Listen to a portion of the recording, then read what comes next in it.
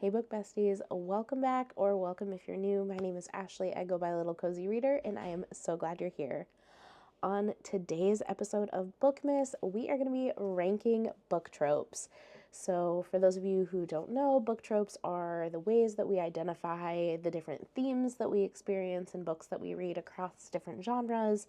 They could be romance tropes, fantasy tropes, they can go across different genres, and it's often used as like a marketing tactic or just to help explain it to somebody who maybe has not read the book yet without giving away too much of the plot. So I put together 29 common tropes and we are going to tier rank them on my scale. This is my first time ever doing one of these tier ranking videos, so I hope it goes well. So let's get ourselves going here. So first let's go over the tiers that we have. So these are the rankings that I am going to use for these tropes to try and put them sort of into buckets, essentially, to tell you how I feel about them. So first of all, top notch, our best of the best, we have literal perfection, never misses. These are my 100% ride or die book tropes. If the book has this trope, I'm buying it, I'm reading it, I'm learning all about it. Next up, right underneath that, we have elite. These are tropes that I love. I literally love these tropes. They're maybe not God tier. They're maybe not slurp it up, give me 14 of them. I don't know why I said that, but they are so good. They are elite. Underneath that, it's a vibe. Okay, sometimes it's a hit, sometimes it's a miss. But either way, it's a vibe. Then under that, we have where you're going to have to sell it. Champ, you're going to have to sell that one for me. Sometimes it could be good, but I'm leaning towards no. I'm leaning towards probs not. You're going to have to sell me on it.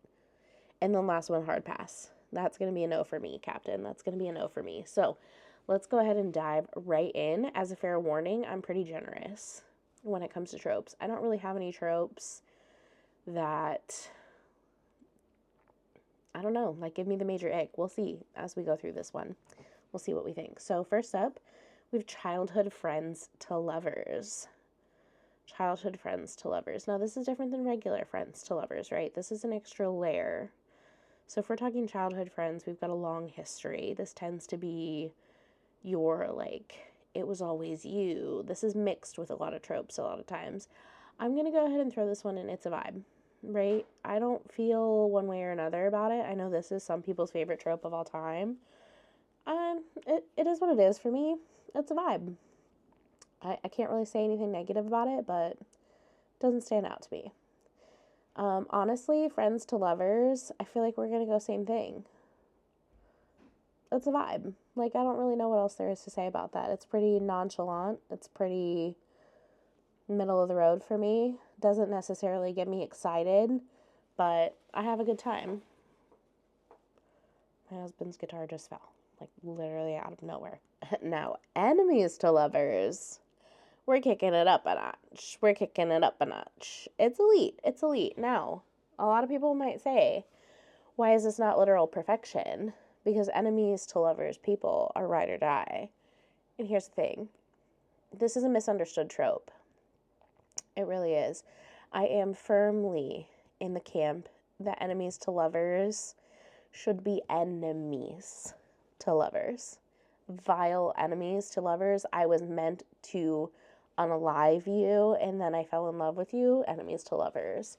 And I'm putting it in elite because unfortunately too many of the things that are marketed as enemies to lovers, while they're still delicious and delectable, are not literal perfection.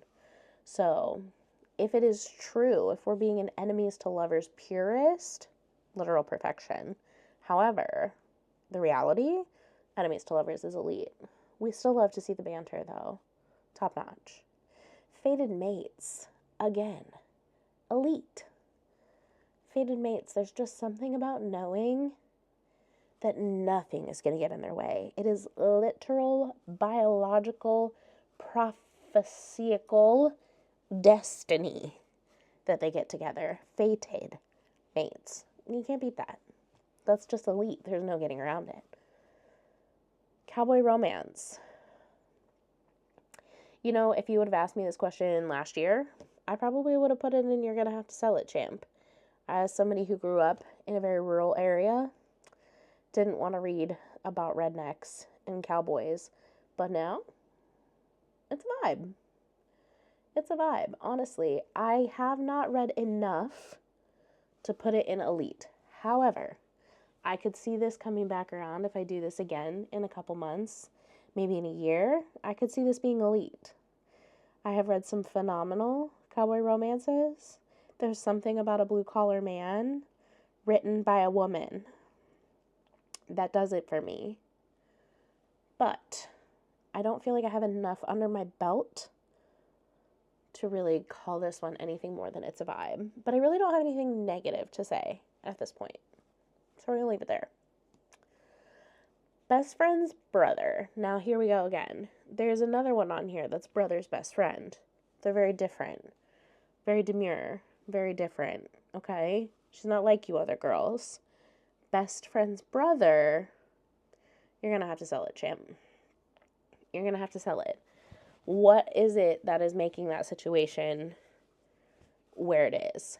Have they been besties their entire lives and she's had a crush on the brother the entire time? Is it, guy best friend and it's MM? I need to know. I need to know the details and I need you to sell it to me. Because it's not that it's going to be a no. It's just going to be an I need to know more. Tell me more. You're going to have to sell it. Not a bad thing necessarily. Probably still going to read it, but you're going to have to sell it. Sports romance. Elite. Y'all knew that was coming. Elite. I did not separate these out by sports because I don't hate. Is hockey the god tier of the sports romance? Yeah, okay, we all know that. But sports romance in general, I love to see it. Love to see it. Elite. I don't really even have a preference as to how much of the sports is in the romance. I am a sports girly, so if it's in there, I love to see it. If it's not, I love to see it. I don't discriminate when it comes to sports romance. We love it all. We love it all. Who hurt you? Ooh, who hurt you? That's going in elite. That's going in elite. I literally love the who hurt you trope, and it's so cool because it's a versatile one. It can be done in mafia. It can be done in fantasy. It can be done in romance. That tends to be where it gets a little wishy-washy in a rom-com type setting. I feel like it's meant for those more hardcore genres. That's where it's in its purest form for me. And that's probably the only thing that keeps it from being literal perfection is when it's used in those genres that maybe it's like, not really for you. But when it's used right, like a good mafia who hurt you, a stalker who hurt you, a fantasy who hurt you, ooh, chef's kiss. That's delightful. Absolutely love it. Taboo. I'm going to go with it's a vibe. It's a vibe. Because taboo's abroad, it's almost a genre in and of itself. And it depends on the taboo. I would say 90% of the time. Maybe 90% of the time. We're digging it. We're vibing. We're having a grand time. There are occasional instances. Obviously, taboo is where you tend to get into your more triggering subjects. So occasionally triggers will get me. It just depends. I draw the line at gory sometimes if that's in there.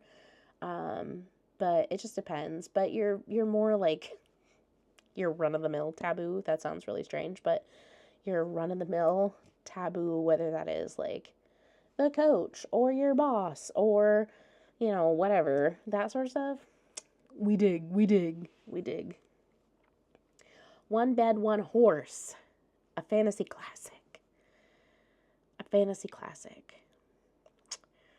This one's actually a little tricky. I'm not gonna lie. I feel like I'm being a little pickier than I thought I would be. One Bed, One Horse. I feel like I'm gonna put it in It's a Vibe. Because I feel like I need to know a little bit more. Actually, do I have to sell it? You're gonna have to sell it, champ? You know what? We're gonna do it. We're gonna be really critical here today. One Bed, One Horse. You're gonna have to sell it to me. Tell me more. Is this at the beginning of the story? Not the right time and place, in my opinion. Are we deep into a series where we've had books of angst and books of yearning and looks and touches, and then it's like, oh no, there's one bed, and like this is the moment that changes everything. All right, I'm invested.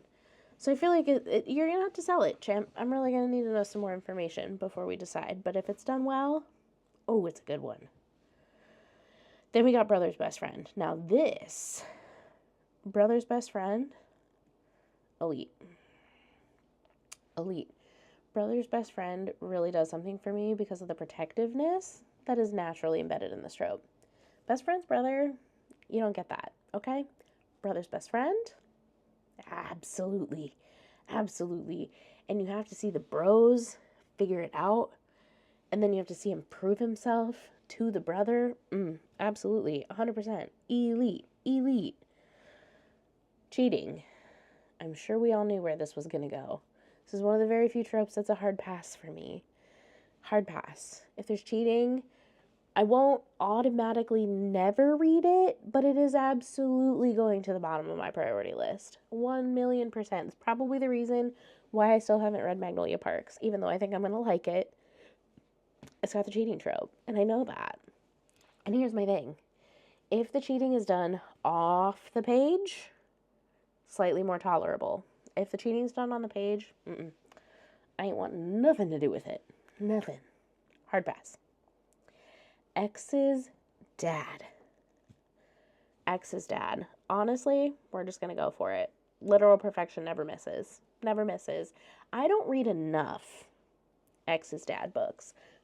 Why aren't there more of these in my life? And I know of a ton. I haven't read Birthday Girl yet. I haven't read Praise by Sarah Kate. Like, there are so many. Drop some recs in the comments for X's dad, because I need to get on my X's dad game in 2025. Because why is this trope so good? So good. Age gap. I would put that in literal perfection, but I do have to recognize that there are limits. 90% of the time it's done right, though. I'm pretty flexible when it comes to an age gap. Obviously, there are limits where we start to cross the boundary between what's legal, what's illegal, what's icky, what's... If you raised someone, even if they're not your child, there are boundaries. However, 90% of the time, we love to see it. Absolutely love to see it. Single dad. Literal perfection never misses. I haven't read a single dad romance yet that I didn't fucking love. Let's just be so frank right now. Let's just be so for real. They're perfection. Something about a single dad written by a woman never misses. Never misses. Small town. We're going to put that up here. The cowboy romance, small town, very similar to me. It's a vibe. Same reasoning. I grew up in a small town. Didn't think I ever wanted to read about them. But it's growing on me. Now that I'm a city girl, it's growing on me to read about a small town. Kind of like it. Miscommunication. You knew where it was going. Everyone knew where it was going. Hard pass. Hard pass. You cannot physically tell me that adults cannot speak to each other to figure out their problems, because it's always over the stupidest stuff. It really is. So, here's the situation. If I'm reading a book and the answer is a glowing neon sign above both of their heads and they just refuse, no, thank you. I just rather would not. So, miscommunication, it's going to be a hard pass for me. I have yet to see it done really, truly well. That's just all there is to it. Dual timelines. So for this, we got a couple of options.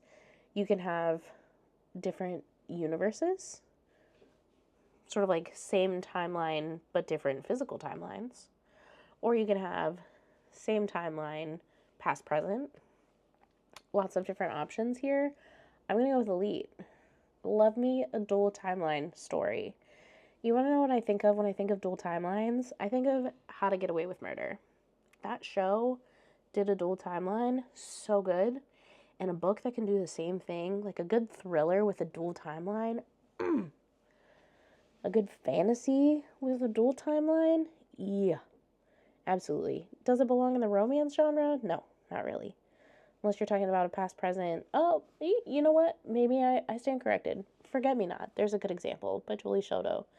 So she is a cross genre gal, Miss Dual Timeline. So we love to see it. We love to see it. Fake dating. If you've been around, you know. And we're just gonna throw this up here too. You know. Fake dating and marriage of convenience, top tier. God tier. If I had to pick one trope to live with and read for the rest of my entire living life, fake dating. Oh, so. Fake dating. Absolutely love it. There is nothing better to me than fake dating. I could care less what the circumstances are. I don't care if it is trying to repair a bad boy's image, or if it is trying to please your family, or if it is trying to get something out of a will, or if it's trying to make your ex jealous.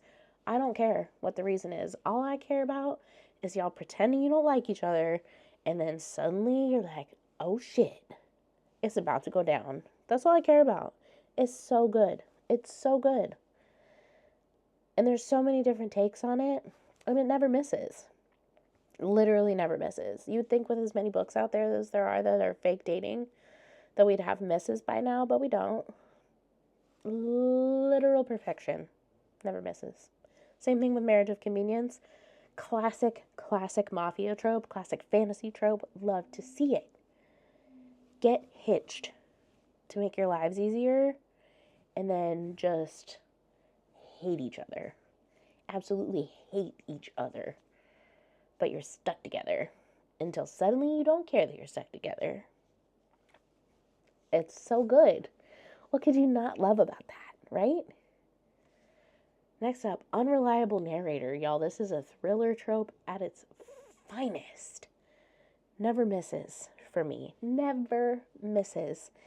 The only issue with this trope is that once I discovered it, now I'm convinced that every thriller book is like that. I simply don't trust a single thing that I'm being told in any thriller ever, because I'm convinced every thriller is the unreliable narrator trope, because I love it so much and I want every book to be the unreliable narrator trope.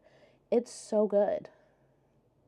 I love an unreliable narrator. And you would think that that would be counterintuitive, right? Why would you love to read a story where you can't trust if what you're reading is true? But there's something about it that is just addicting, to be honest. Like, wow, that's a good one right there. Accidental pregnancy. You're gonna have to sell it, champ. I'm not gonna put it in the hard pass. I think that there can be stories where it is done well. I have read stories where it is done well. It's not a make it or break it for me. I think a big part of this is where it happens in the story, right? If you do it from the get-go and like that is the point of the story, could be okay. If you do it right at the end, the epilogue, why? If you do it halfway through the book and then suddenly everything changes and that's your third act conflict, absolutely not. Right to jail. So I think it depends. You're gonna have to sell it to me, champ. Sell it to me. It's always been you. This one is so hard for me because there's so many ways that you can do this. I'm gonna put it's a vibe. Because it's always been you can get really cheesy really fast. Really hallmarky. Really, like, should be another trope, but they didn't work hard enough to make it that trope kind of thing. I think that's just where it has to go. But you get a book like A Love Song for Ricky Wilde, that's peak 6-star, it's always been you kind of vibes. So it just depends. It really just depends. Golden Retriever Black Cat. It's a vibe. It's a vibe. I don't hate it. I'm not big on a Golden Retriever guy. They're fun to read about occasionally, but not my go-to. We like them dark and morally gray in this house, okay? Golden Retrievers are fun. They're fun. I do like a black cat. But Golden Retrievers can get a little much for me, so I sort of have to sprinkle them throughout my reading. A little too much of that, and I start to lose the vibe. So, that one's not always a fun time. This one, let's see. Buddhism in schmink. We're gonna put it in elite. It's elite, and I think there's this super, super, super, super, super important caveat here, and the only reason that it is not in the top tier, if it's not done with fidelity, then it's hard pass. Honestly, this one is either top or bottom. We're going to put it in elite for this ranking, but if you get an author that trusts this topic, researches this topic, is genuine in this topic, and the trigger warnings associated with it, and the post-act like culture around this topic, 1,000,000% phenomenal, makes everything for me, would be god tier, never misses. But if it is done poorly, or done in bad taste, or done in a way that could lead to unsafe behavior, then it's a hard pass for me and right to jail. So we're gonna leave it there, but I do love her. We love her. Mafia. Girl, put it right to the top. Right to the top. Oh, I love me a mafia romance. I have not read enough recently. I think I'm about to re-enter my dark romance era in 2025 with some of these tropes that are coming to the top here, because that is my tried and true mafia romance crime ring. That's what started it all. Absolutely love it. God tier for me. I don't have anything else to say. It's just top notch. Grumpy Sunshine, you're going to have to sell it. You're going to have to sell it for me. I don't automatically dislike it, but is he just a dick? Like, let's be so for real right now, because that's also this.